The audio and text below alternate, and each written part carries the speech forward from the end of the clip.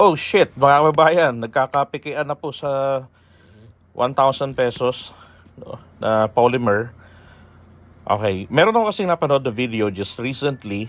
Pinag-uusapan nila ron, 6,000 yung nadali. Napanood ko yan sa Rona Daily Vlog.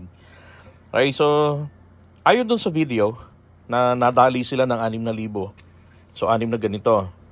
Dinidiscuss doon nung nagsasalita kung paano i-check yung peke at yung tunay. Sabi niya, yung peke daw ho, etong guhit na ito, no? Itong ganito ay dalawa. Okay? Dalawa na na pag nakalapag magkahiwalay, magkalayo. Ito, tingnan nyo. Gaganyan nyo sa liwanag, may kita nyo dalawa rin. Pero magkadikit lang sila.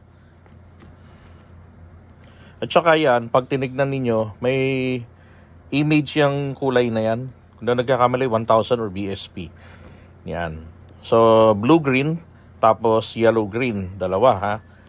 Tapos, etong bulaklak, naaninag nyo yung BSP. Okay? Yan. Eto naman, tignan nyo rin. Dito. Ganda. Diba yung reflection niya sa liwanag, lalo yung logo ng BSP, nag-iiba-iba talaga. Oh. Wow. Diba? So, itupi-tupi mo lang, kahit na nakaunat.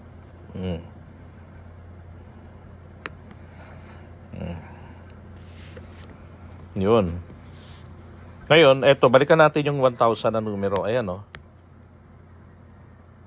Diba? So, ito ho yung original. Pagka malapitan ng ganyan, pwedeng lumalapad. Diba?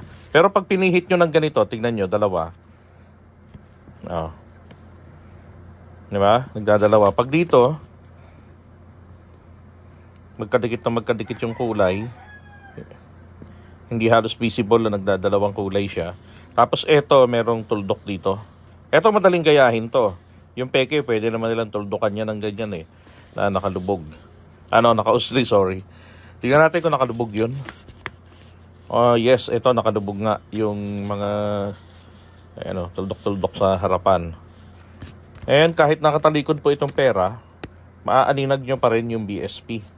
Kaya syempre, lahat ng check na to gagawin nyo ng madalian. So at least isa rito ang gagamitin nyo lang na pan-check. Bakit? Kasi kung hawak nyo ng ganito yung pera nyo, malamang mapapatili ka na lang pagka itinakbo to sa'yo. Okay? Yan lang. Tingnan lang madalian. Ganyan. Oops. Yan ang logo ng BSP. And then, eto. Nandyan ang BSP, yung sulat. Baliktarin nyo. Diba? Dadalawa siya. Dito. Isa lang. Diba? Actually, dalawang kulay magkadikit. Hindi sila naghahati pagka ganitong ayos. Pagka ganito lang. Diba? Huwag yung titignan kung dalawa yung mata ng agila, kung nakangiti ba. Huwag ganon. At saka, isa ring pinakamadali rin sa lahat, tignan nyo muna agad yung serial number. Kung maraming binigay sa'yo, may mga kasama ito na pare-parehong bago, galing bangko, kunwari. Tignan nyo maigi. Yung serial number po, tragis baka binigyan kayo ng ilang piraso nito bilang pambayad. Pare-pareho yung serial number. Okay, so alam nyo na pagka ganun, peki yun. Ingat!